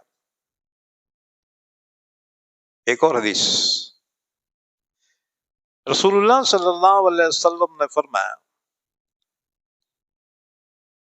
جس شخص نے کسی مسلمان کے قتل میں قاتل کی امداد کی ایک کلمے سے بھی، تو میدان حشر میں جب وہ اللہ کے سامنے پیش ہوگا تو اس کے پیشانی پہ لکھا ہوگا آئس من رحمت اللہ، یہ شخص اللہ کی رحمت سے مایوس کر دیا گیا ہے، اللہ اس پہ رحم نہیں کرے گا۔ ایک کلمے سے مدد کرنا قاتل کی، کوئی کسی کو مار رہا ہے، تم نے کہا اور مار، اور وہ مر گیا، تو اس قاتل کے ساتھ ایک بات سے بھی جس نے تائید کی وہ بھی قاتل میں شمار ہوگا، کل اللہ اس پر رحم نہیں فرمائے گا۔ اس لیے جھگڑے ہو رہے تو چھڑاؤ ذرا، ہم دیکھتے شوٹنگ لیتے، شوٹنگ کیسا مار رہا ہے، ارے کم بخت چھڑا اس کو۔ ایک مومن کی جان کو بچانا سارے جہاں کو زندگی دینا ہے، اور ایک مومن کو قتل کرنا پورے جہان کو قتل کرنا ہے، اتنا بڑا جرم ہے اس کا۔ تو جھگڑے ہو رہے تو تماشا نہ کو دیکھو، ہاں جی، چھڑاؤ۔ ومن احیا کانما احیا الناس جميعا، کسی کی زندگی بچائی تو سارے جہان کی زندگی تم نے بچائی، اللہ اس کا اجر تمہیں دے گا۔ اسی طرح سے اور ایک حدیث، بیہقی کی حدیث، حضرت عبداللہ بن عباس رضی اللہ تعالیٰ عنہ فرماتے ہیں، رسول اللہ صلی اللہ علیہ وسلم نے فرمایا، ہر ایک گناہ کے بارے میں امید ہے کہ اللہ معاف کر دے، مگر وہ آدمی جو کفر پہ مر گیا اس کی معافی نہیں، اور جس نے جان بوجھ کر کسی مسلمان کو ناحق قتل کر دیا اس کی معافی نہیں، وہ جہنم میں ہمیشہ ہمیشہ کے لیے ہوگا، داخل ہوگا۔ تو فرمایا وَلَا تَقْتُلُوا النَّفْسَ الَّتِي حَرَّمَ اللَّهُ إِلَّا بِالْحَقِّ، خبردار کسی کو ناحق قتل نہ کرو جس کو اللہ نے حرام کیا ہے، ہاں مگر حق پر قتل درست ہے۔ وَمَنْ قُتِلَ مَظْلُومًا، اور جس کو ظلماً قتل کیا گیا، فَقَدْ جَعَلْنَا لِوَلِيِّهِ سُلْطَانًا، اللہ نے اختیار دیا ہے اس مقتول کے وارثین کو کہ وہ قاتل سے قصاص لے سکتے ہیں۔ ولا یسرف فی القتل، اب وہ رشتہ داروں کو حکم دیا جا رہا ہے کہ تمہیں قصاص کا اختیار ہے، لیکن اس میں زیادتی نہ کرے کہ پیسے بھی لے رہے جرمانے کے اور قتل بھی کر رہے۔ اس صورت میں اس قاتل کی جانب سے اللہ تعالی یہ ظالموں کو سزا دے گا، وہ قصاص یا مالی جرمانہ، دو میں سے ایک لینے کا اختیار ہے، مال بھی لیے اور قتل بھی کیے، تو اب جو ہے اس کو قتل کرنے والے کو اس کے بدلے میں قصاص لیا جائے گا، اسے قتل کیا جائے گا۔ انہ کان منصورا، بے شک اس کی مدد کی جائے گی۔ اس کے بعد ایک اور حکم بیان کیا جا رہا ہے، وَلَا تَقْرَبُوا مَالَ الْيَتِيمِ إِلَّا بِالَّتِي هِيَ أَحْسَنُ، خبردار یتیم کے مال کے قریبی نہ جاؤ، یعنی یتیم کا مال ہڑپ کرنے کی نیت نہ کو کرو۔ دوسری جگہ اللہ نے فرمایا جو لوگ یتیموں کا مال ناجائز طور پر کھاتے ہیں اپنے پیٹوں میں جہنم کے انگارے بھر رہے ہیں، آگ بھر رہے ہیں اپنے پیٹوں میں، اور ان قریب وہ جہنم میں داخل ہوں گے۔ الذین یأکلون اموال الیتامی ظلما انما یأکلون فی بطونہم نارا وسیصلون سعیرا، یتیم کا مال ہڑپ کرنے کی نیت مت کرو، بلکہ یتیم کی سرپرستی کرو۔ اگر سرپرست مالدار ہے تو یتیم کے مال میں سے نہیں کھا سکتا، اور اگر غریب ہے تو جتنی خدمت کر رہا ہے اس کا معاوضہ وہ لے سکتا ہے۔ اور یاد رکھو یہ جو مدرسے ہیں، مدرسے کے چندے ہیں نا، ان کی مثال بھی یتیم کے مال کی طرح ہے، لہذا اپنی منمانی سے خرچ نہیں کر سکتے، جتنی ضرورت ہے اتنی تنخواہ لے سکتے، اتنی ہی تم جو ہے اپنا معاوضہ لے سکتے ہیں، اس سے زیادہ نہیں، اللہ کے یہاں پوچھ ہوں گی۔ رسول اللہ صلی اللہ علیہ وسلم نے یتیم کے سرپرستوں کو خوشخبری دی، فرمایا انا وکافل الیتیم، میں اور یتیم کی سرپرستی کرنے والا جنت میں اس طرح ہوں گے جیسے یہ دو انگلیاں ہیں، شہادت کی اور بیچ کی انگلی سے اشارہ فرمایا۔ اب دونوں میں کوئی فاصلہ ہے کیا جی؟ تیسری انگلی ہے کیا؟ نہیں ہے، یعنی یتیم کی سرپرستی کرنے والا جنت میں اللہ کے نبی کے ساتھ ہو گیا۔ یتیموں کی سرپرستی کرو، خاندان میں جو یتیم بچے ہیں ہاں جی ان کو تعلیم دو، ان کے کھلانے پہنانے کا اہتمام کرو، یتیم بچوں کی پرورش کرو، جب وہ بالغ ہو جائیں اچھی مناسب جگہ رشتہ کر کے ان کا نکاح کر دو، یتیم بچیوں کی شادیوں میں مدد کرو۔ ہاں جی اب یہ بعض جماعتیں اجتماعی شادیاں کرتی ہیں نا، ہاں جی برادریاں اجتماعی شادیاں رکھتے، بہت اچھی بات ہے، لیکن اس میں بھی ایسا ہو رہا دکھاوا زیادہ ہوگا، سادگی نہیں رہی، تھوڑا سادگی میں آؤ۔ ہاں جی اس میں بھی وہ بریانی پک رہے، وہ میٹھے، ہاں جی تھوڑا سادگی میں آ جاؤ، زیادہ شو پٹ اپ نہ کرو۔ بہت مبارک چیز ہے یہ اجتماعی شادیاں جو کرتے ہیں نا، بہت اچھی بات ہے، اس میں یتیم بچوں کی شادیاں ہو جاتی ہیں، ان کی دعاؤں سے تمہاری اولاد کو اللہ تعالی بہت نعمتوں سے نوازے گا۔ دعا لینے کا طریقہ کیا ہے؟ بولنے کی ضرورت نہیں ہے، ہمارے واسطے دعا کرو، اس کی ایسی مدد کرو کہ اس کے دل سے دعا نکلے. ہاں جی، اس لیے حدیث پاک میں ہے پیاسے کو ذرا ٹھنڈا پانی پلا. ہاں جی، گرما کے زمانے میں ٹھنڈا پانی پلائے، حلق سے نیچے گڑ بول کے نکلا تو اس کے دل سے دعا نکلتی تمہارے واسطے. یہ کام غیر کر رہے ہیں. گرما کے زمانے میں دیکھو اسٹیشن پہ، بس سٹینڈ پہ پانی کی سبیل لگاتے ہیں. پینے والا دعا دیں گا نا جی، کیا بد دعا دیں گا؟ مسلمانوں یہ کام کرنے کے لگاؤ تمہارے چوک پہ ٹھنڈے پانی کی سبیل. ہیں جی، پینے والا چاہے مسلمان ہو غیر مسلم ہو، پیاسا ہے، جانور بھی پانی پیا اس کے دل سے دعا نکلے گی. جیسے حدیث پاک میں ہے ایک فاحشہ عورت نے کتے کو پانی پلایا تھا. اس زمانے کی فاحشہ عورت تھی، جا رہی تھی، گرما کا زمانہ، کنویں کے کنارے دیکھا ایک کتا پیاسا زبان باہر نکالے ہوئے تڑپ رہا ہے. اس فاحشہ بدکار عورت کو اس پہ رحم آ گیا. اس نے کنویں میں دیکھا پانی تو ہے لیکن نہ رسی ہے نہ ڈول ہے. اس نے اپنی اوڑھنی نکالی، اپنی جوتی کو باندھی، کنویں میں لٹکایا، اس سے پانی نکالا اور کتے کے منہ میں ڈالا.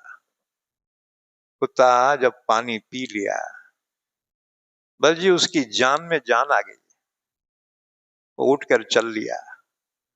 اللہ کو اس فاحشہ عورت کی یہ ادا اتنی پسند آئی. اللہ کے رسول فرماتے ہیں معراج میں نے اس عورت کو جنت میں دیکھا ہے. ہاں جی، تو جاندار پر رحم کرو. لگاؤ یہاں چوک میں سبیل پانی کی لگاؤ. اب اس کو مخصوص جماعتی ہونا ضروری نہیں. ہاں جی، اپنی دکان پہ رکھو ایک وہ پانی، ٹھنڈا پانی، کیا بولتے اس کو؟ ہاں جی، ہاں واٹر فلٹر رکھو، سب کو پلاؤ پانی. حضرت سعد رضی اللہ تعالیٰ عنہ کی اماں کا انتقال ہو گیا، بڑے غمگین تھے، حضور کی خدمت میں آئے، یا رسول اللہ میری اماں کے لیے میں کیا کر سکتا؟ حضور نے فرمایا پانی کی سبیل لگاؤ. یہ دلیل ہے ایصال ثواب کی، برحق ہونے. قرآن کریم میں اللہ تعالیٰ نے فرمایا جنتی جنت میں، جہنمی جہنم میں جائیں گے. تو جنتی اوپر سے جھانک کے دیکھیں گے نیچے جہنمیوں کو، تو جہنمی پہچان کے کہیں گے ان افیضوا علینا من الماء، او جنتیو تم تو بہت مزے میں ہیں، ذرا اوپر سے پانی تو بھی ڈالو، ہم پانی تو پی لیں. فرشتے کہیں گے خبردار او کافرو، اللہ نے جنت کا پانی تم پہ حرام کیا ہے. معلوم ہوا انسان کی سب سے بڑی ضرورت پانی ہے. کھانا نہیں ملا تو مرتا نہیں، پانی نہیں ملا تو مر جاتا آدمی. ہے جی، تو ایسے کام کرو لوگ دل سے تمہیں دعائیں دیں. یتیم بچوں کی شادیاں کرو، یتیم بچوں کی تعلیم کا خرچہ برداشت کرو. ہے جی، ان کے کھانے ان کے کپڑوں کا انتظام کرو. اللہ نے بہت دیا تمہارے کو، اب مسلمان غریب نہیں رہے. اب جی اللہ نے اتنا نوازا، یہ کہاں رکھوں کہاں خرچ کروں وہ بھی سمجھ میں نہیں آ رہا. اتنا اللہ نے دیا، خرچ کرو غریبوں پہ، یتیموں پہ خاص طور سے. یتیموں کا مال، اس کی جائیداد ہڑپ کرنے کی کوشش مت کرو، خبردار. وَلَا تَقْرَبُوا مَالَ الْيَتِيمِ إِلَّا بِالَّتِي هِيَ أَحْسَنُ، یتیم کے مال کے قریب نہ جاؤ، یعنی بری نیت سے. ہاں مگر جو بہترین طریقہ ہے یتیم کے مال کی حفاظت، اس کو بڑھانے کی کوشش کرنا یہ بہتر ہے. حتی یبلغ اشدہ، یہاں تک کہ یتیم اپنے جوانی کی عمر کو پہنچے. جب جوان ہو جائے یتیمی ختم. لا یتم بعد الحلم، بالغ ہونے کے بعد یتیمی ختم. ورنہ ہم جیسے بڈھوں کو بھی یتیم بولنا پڑے گا. ارے بابا نہیں رہنا جی. تو یتیمی بالغ ہونے کے بعد ختم ہو گئی، اب وہ مستقل ہو جائے گا. ایک اور حکم بیان کیا جا رہا ہے. وَأَوْفُوا بِالْعَهْدِ، کسی سے عہد کرو، معاہدہ کرو، ایگریمنٹ کرو، اس کو پورا کرو. لیکن گناہ کا معاہدہ نہیں، یاد رکھو. گناہ کا معاہدہ حرام ہے. باقی جو معاہدے ہیں تجارتی ہیں یا اور کوئی معاہدے ہیں اس کو پورا کرو. ان العہد کان مسئولا، عہد کے بارے میں پوچھا جائے گا پورا کیا یا نہیں کیا. اس کے بعد ایک اور حکم بیان کیا جا رہا ہے، یہ خاص طور سے بیپاریاں کے لیے ہے، تاجروں کے لیے. وَأَوْفُوا الْكَيْلَ إِذَا كِلْتُمْ وَزِنُوا بِالْقِسْطَاسِ الْمُسْتَقِيمِ. ماپ کر کوئی چیز دی جاتی ہے یا تول کر دی جاتی ہے تو ماپ کر دو تو پورا پورا دو، تول کر دو تو صحیح ترازو سے تولو. اور جی ایک زمانہ گزرا بےمانی کا، وہ ڈنڈی مارتے تھے ایسا جھٹکے سے یوں انگلی کر کے اٹھاتے تھے ترازو. ارے ارے بولے تو ڈال دیتے تھیلی، اس میں تھیلی میں ڈال. پہلے لوگ چھٹاک چھٹاک کی بےمانی کرے کبھی اوپر نہیں آئے، کافی کے برابر. اب ذرا جماعتوں کام چلا، دین کا کام چلا، اب لوگ سدھر گئے، ذرا ایماندار ہو گئے. اللہ نے اتنا نوازا، ایک ایک گھر میں 4 5 5 حجاں ہو گئے. ہاں جی، یہ ایمانداری کی برکت ہے. یہ بات سمجھ میں؟ ہاں. وَأَوْفُوا الْكَيْلَ إِذَا كِلْتُمْ، کیل کہتے ہیں ماپ. پہلے زمانے میں ماپ زیادہ چلتے تھے. ہاں جی، سیر، آدھا سیر، دھڑی، پیلی. ہاں جی، پہلے کے ماپا. تو کیا کرتے تھے لوگ، لینے کا رہا نا ایسا کپا اوپر تک لیتے تھے ایسا یوں، اب دینے کا رہا تو برابر کر کے دیتے تھے. اللہ نے فرمایا جب دو ماپ کر تو پورا پورا دو. اب ماپ تو ختم ہی ہو گئے. ہاں البتہ ابھی تیل میں ماپا ہیں. اور جی اس طرح دودھ میں بھی ابھی ماپ ہے. دیکھو دودھ میں جب ماپ کر دو پورا پورا دو، بےمانی نہ کو کرو. کیونکہ چھٹا کی بےمانی کرے رہے تو جتنا کمائے تھے پورا دواخانوں میں جاتا، نہیں تو کورٹ کچہرا میں چل جاتا. تو چوراں اچک کے ہی کھا جاتے. بیٹے تمہارو کیا بچتا؟ حساب کتاب. اللہ کے پاس حساب دینا پڑے گا، تمہارے ہاتھ کو کچھ نہیں لگتا. وَزِنُوا بِالْقِسْطَاسِ الْمُسْتَقِيمِ، صحیح ترازو سے تول کر دو، کمی مت کرو. اللہ کے رسول نے فرمایا کہ وزن برابر تول کر دینا یہ انصاف ہے. لیکن انبیاء کا طریقہ جھکتا دینا ہے. انبیاء کا طریقہ جھکتا دینا ہے. اس لیے گوشت والے ہاں جی جتنے پیسے لیے اتنا گوشت تولے، ایک چھتڑا اوپر اپنے طرف سے ڈال دے، تھوڑا جھکتا دے دو. ترکاری والے ہاں جی 1 کلو کے پیسے لے کے مرچاں 1 کلو دے رہے، اپنی طرف سے تھوڑی سے اور ڈال دے. یہ نبیوں کا طریقہ ہے، انبیاء کی سنت ہے جھکتا دینا. यही बात समझ में। पहले गिनती से देते थे, हाँ जी, 100 आम के पैसे लेके ऊपर एक 10 आम ज्यादा देते थे अपनी तरफ से। यही बात समझ। अल्लाह बहुत बरकत दिया था। पहले कमाने वाले कम रहते थे, खाने वाले ज्यादा रहते थे। अल्लाह बरकत दिया था, नीयतें सही थी उनकी। अब कमाने वाले ज्यादा हो गए, खाने वाले कम हैं, फिर भी महीना खत्म हुआ तो बोमा बोम उधारी लेना पड़ता, नहीं तो उधारी डुबाना पड़ता। नियत सही रखो, नाप तोल में सही करो। अल्लाह ने फरमाया वैलुल लिल मुतफ्फिफीन अल्लज़ीना इज़ा तालू अलन नासि यस्तौफून व इज़ा कालूहुम औ वज़नूहुम युखसिरून। अल्लाह ने फरमाया वैल है उन व्यापारियों के लिए जो नाप तोल में कमी करते हैं।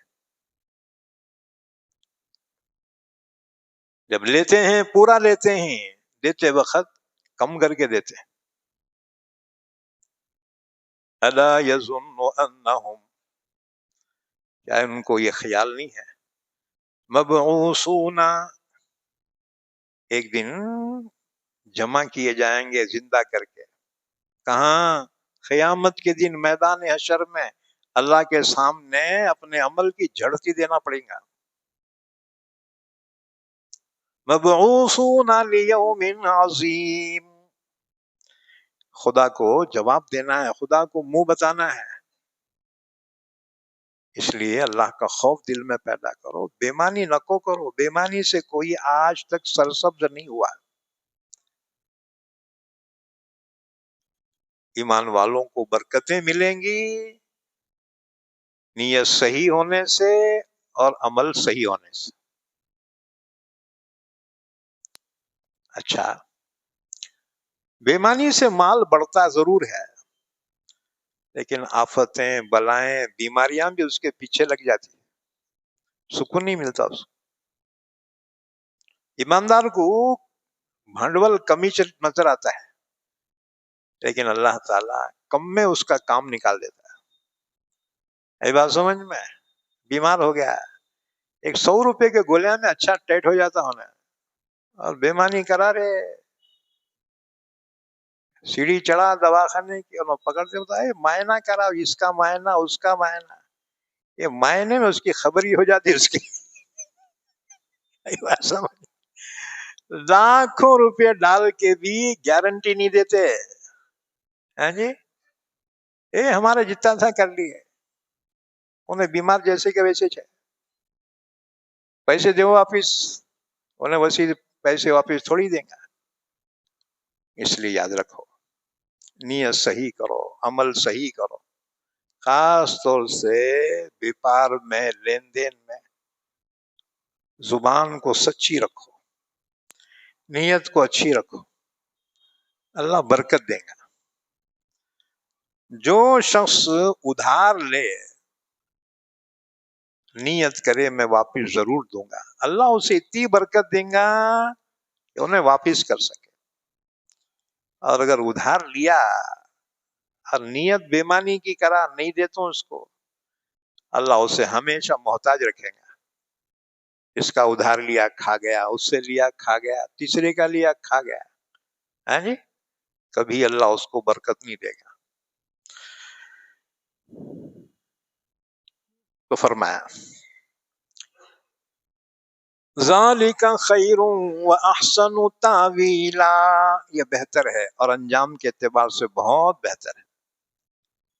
वला तक़फ़ु मा लैसा लका बिही इल्मुन, जिस चीज का तुझे इल्म नहीं है उसके पीछे न को लग। अब जी, अब लोग दूसरों के पीछे, मौलाना क्या करते, कहाँ सोते, कहाँ उठते, किधर जाते, हैं जी। ए धुन रे दुनिया अपनी धुन, पराये धुन का पाप न पुन। अल्लाह तेरे को तेरा हिसाब देगा, जी, दूसरों का हिसाब तेरे से नहीं लेगा।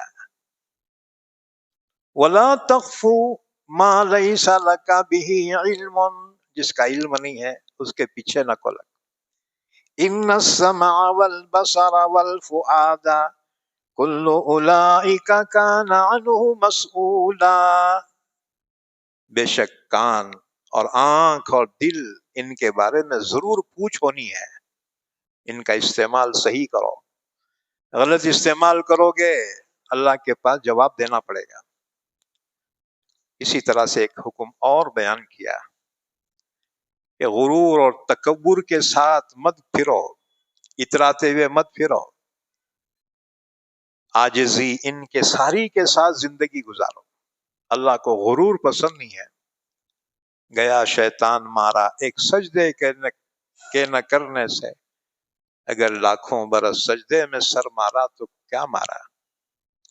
نہ مارا آپ کو جو خاک ہو اکسیر ہو جاتا، اگر پارے کوئی اکسیر گر مارا تو کیا مارا؟ تکبر نے ابلیس کو مردود کر دیا۔ تکبر عزازی را خوار کر کے بزندان لعنت گرفتار کر، ہمیشہ ملعون ہو گیا۔ تو غرور انسان کو تباہ کر دیتا ہے۔ عاجزی کرو۔ وَلَا تَمْشِ فِي الْأَرْضِ مَرَحًا، مت چل زمین پر اتراتے ہوئے، اکڑتے ہوئے۔ إِنَّكَ لَن تَخْرِقَ الْأَرْضَ وَلَن تَبْلُغَ الْجِبَالَ طُولًا، کیا تو زمین کو پھاڑ سکتا ہے اپنا پیر مار کر؟ کیا تو پہاڑ سے بھی زیادہ اونچا ہو سکتا ہے؟ پھر تجھے غرور کرنے کا حق کیا ہے؟ اپنی اوقات میں رہو، اللہ کے سامنے غرور نہ کرو۔ جی حد سے زیادہ شو نہ کرو۔ کل ذالک کان سیئہ عند ربک مکروہا، ان میں اللہ کو سب سے زیادہ ناپسند چیز جو ہے نا، وہ ہے غرور، تکبر۔ ان کی برائی اللہ کے نزدیک بہت زیادہ ناپسندیدہ ہے۔ ذالک مما اوحی الیک ربک من الحکمہ، یہ ہیں وہ احکامات آپ کی جانب آپ کے رب نے وحی کے ذریعے سے آپ کو عطا کی ہیں، اس میں حکمت ہے۔ وَلَا تَجْعَلْ مَعَ اللَّهِ إِلَٰهًا آخَرَ، اللہ کے ساتھ کسی کو شریک مت کر، اللہ کے برابر کوئی نہیں ہے، اللہ کا شریک کوئی نہیں ہے۔ اگر تو شرک کرے گا انجام کیا ہے؟ فَتُلْقَىٰ فِي جَهَنَّمَ مَلُومًا مَدْحُورًا، جہنم میں ڈالا جائے گا ملامت کیا ہوا اور ڈھکیلا ہوا۔ اس کے بعد پھر فرمایا، عرب جو ہے نا بیٹیوں سے نفرت کرتے تھے، اتنی کہ بیٹیاں پیدا ہوتی نا تو بعض عرب جو ہے اپنی بچیوں کو ایسا گلا دبا کے مار دیتے تھے،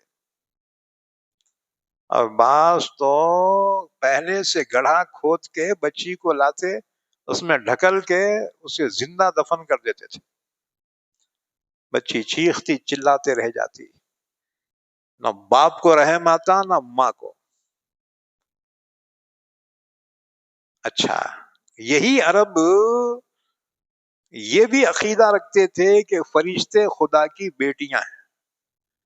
اللہ نے فرمایا واہ رے واہ، تمہارے کو بیٹے اور اللہ کو بیٹیاں، ایک کیسی بھونڈی تقسیم کر رہے ہیں۔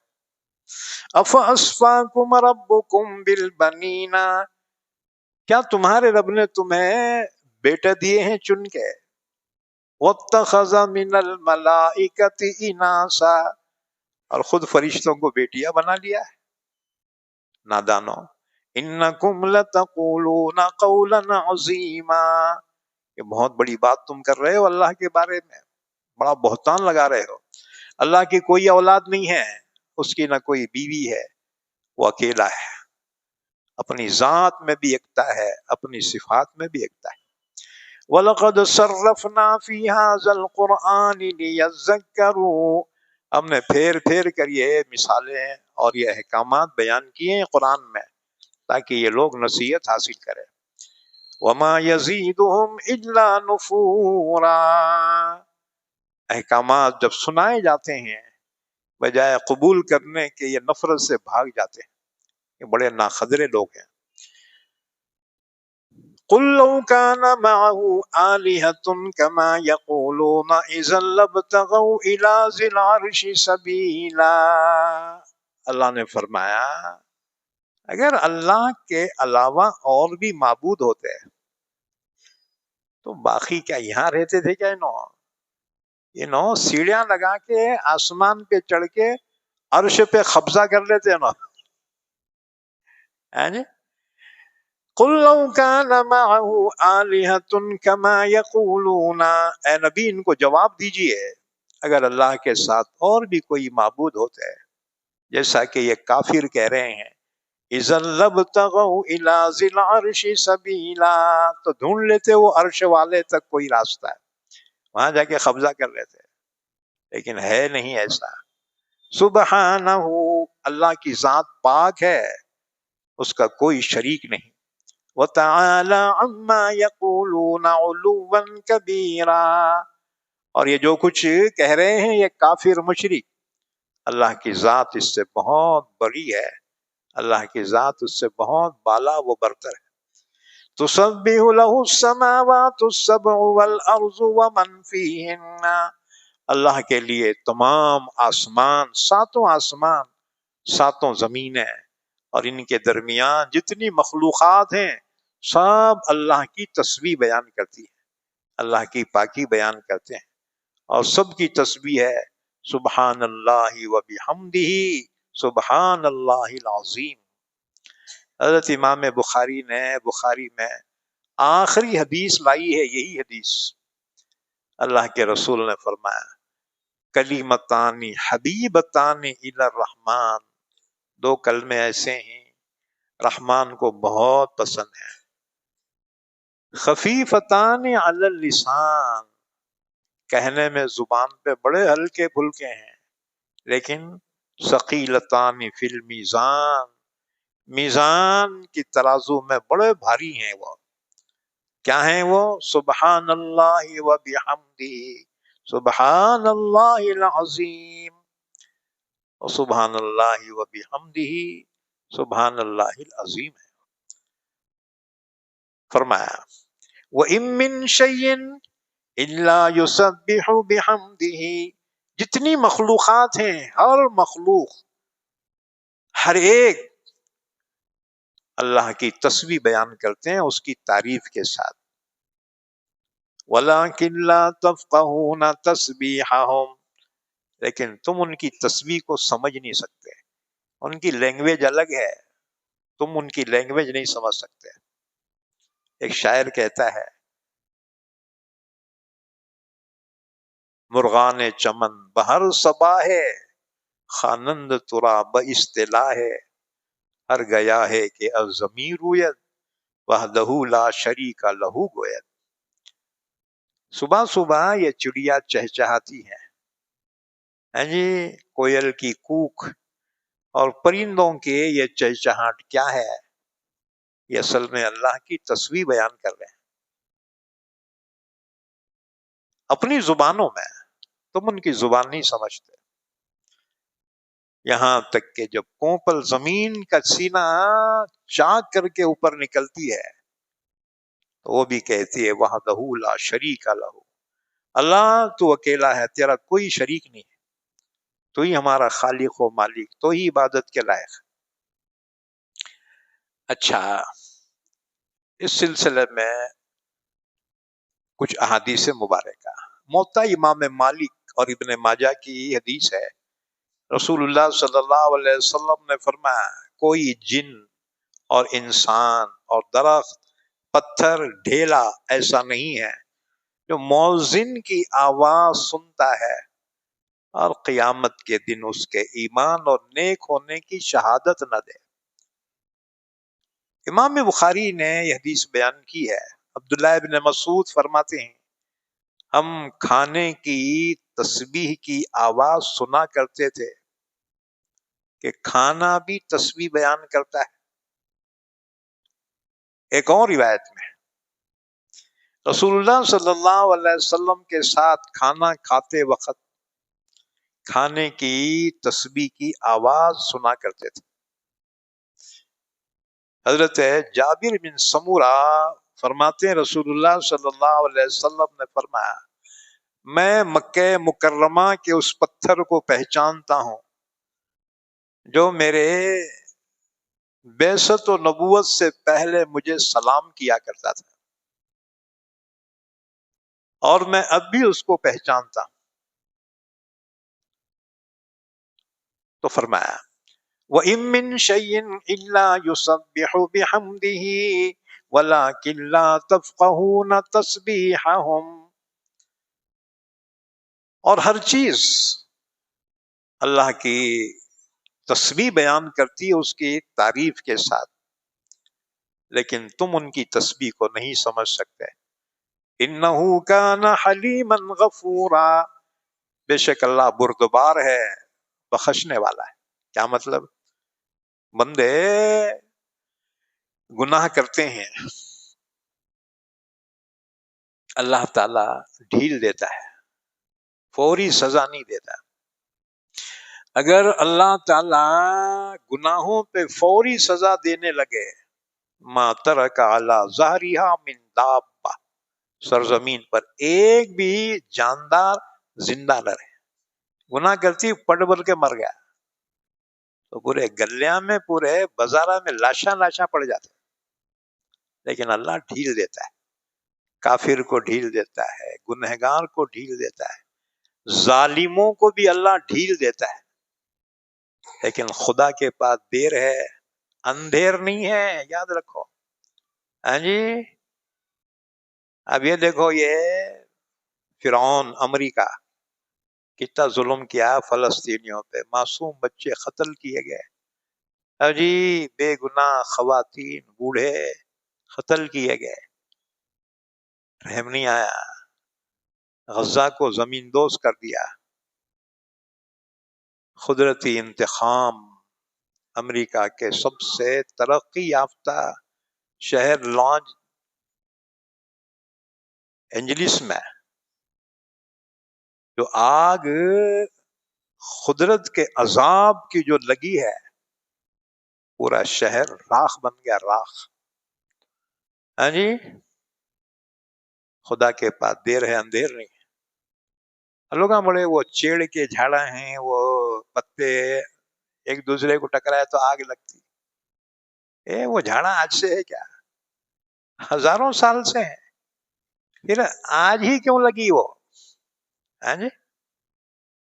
پہلے بھی تو ہوائیں چلتی ہوں گی. آج کیا ہوا ان ہواؤں کو؟ بے قابو ہو گئی. یہ ہوا ہی نہیں، خدا کا عذاب ہے. یہ آگ خدا کا عذاب ہے، سب جل کر راخ ہو گیا. ہاں جی. قدرت نے بتایا ایمان والو تم تھوڑا سا صبر کرو، اللہ خود جو ہے ظالموں کو واٹ لگا دیں گا. ہاں جی.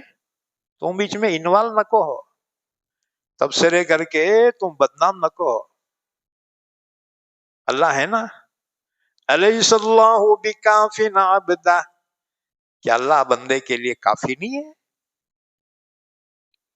تو اللہ تعالیٰ نے دیکھو انتقام لیا اور ظالموں کو وارننگ دی. اللہ کے عذاب سے، اس کے غضب سے ڈرو، ظلم نہ کرو. ہاں جی. جس کا کوئی نہیں ہوتا اس کا خدا ہوتا ہے. اللہ نے ان کی آہوں کو، ان کی دعاؤں کو سن لیا. ان معصوم بچوں کی جو بلک بلک کر دنیا سے دم توڑ گئے. ہاں جی. اللہ نے ان کی آہوں کو اپنے عرش پہ سن کر عذاب بھیجا ان کے لیے، ظالموں کے لیے. بہرحال فرمایا انہ کان حلیما غفورا، بے شک اللہ بڑا بردبار ہے، فوری سزا نہیں دیتا، بڑا بخشنے والا ہے. کوئی ہے توبہ کرنے والا، اللہ اس کے گناہوں کو ضرور معاف کرنے والا ہے. بہرحال ہم نے آگے آیتیں پڑھی تھی، وقت مکمل ہو گیا. انشاءاللہ باقی آیتوں کی تفسیر آئندہ مجلس میں ہوگی انشاءاللہ تعالی. اللہ سے دعا ہے اللہ ہم سب کو قرآن کریم سمجھنے کی، عمل کرنے کی توفیق عطا فرمائے. درود شریف پڑھ لیں، دعا فرما لیں. اللہم صلی علی محمد وعلی آل محمد بارک وسلم. یا اللہ ہمارے گناہوں کو معاف فرما، ہماری خطاؤں سے درگزر فرما. اس قرآن کی مجلس میں جو بھائی اور بہنیں شریک ہیں، اللہ تمام کی جائز تمناؤں کو پوری فرما، سب کی جائز حاجات کو پوری فرما. یا اللہ ہمارے مرحومین کی مغفرت فرما، سب کو جنت الفردوس عطا فرما. ہمارے بیماروں کو شفائے کامل عطا فرما. ہمارے اہل و عیال کی، ہماری اولاد کی، اولاد کی اولاد کی، سب کی حفاظت فرما. سب کے عمروں میں، صحت میں، رزق میں برکت عطا فرما. جب تک زندہ رکھ ہم تمام کو اسلام پر زندہ رکھ اور خاتمہ ایمان پر فرما. وصلی اللہ علی نبینا محمد وعلی آلہ وصحبہ اجمعین برحمتک یا ارحم الراحمین.